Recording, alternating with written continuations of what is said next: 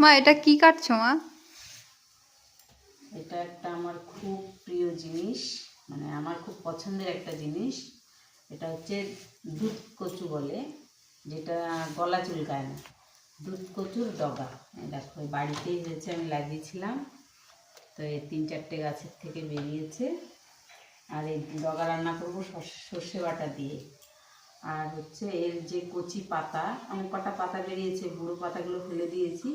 আর কচি পাতাও আমার খুব ভালো লাগে, সেটা এসব দেখবে রান্না করছি। এই দেখো, এই কচি পাতায় রসুন দিয়ে আর কাঁচা লঙ্কা দিয়ে আর কালো জিরে দিয়ে ভাজি হচ্ছে, শাক ভাজি। খুব ভালো লাগে আমার, ভীষণ প্রিয় আমার। মাছের থেকেও ভালো লাগে আমার খেতে এগুলো।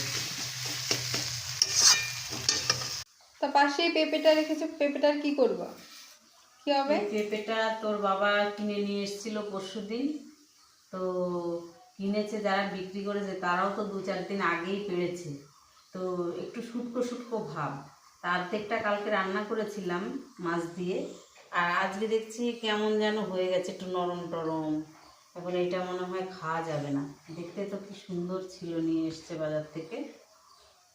নয়তো পেঁপেটা আরও কিছু একটা করা যেত, হয়তো ফেলানোই যাবে।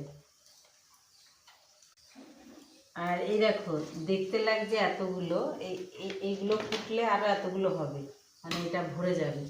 কিন্তু যখন রান্না করব ঠিক এতটুকু হবে, মানে এক বাটি, ছোট্ট এক বাটি হবে, ছোট্ট এক বাটি হবে শুধু। এই এতটা রান্না করলে, এগুলো দিয়ে রান্না করলে মিলিয়ে যায়, এগুলো একদম অল্প হয়ে যায়।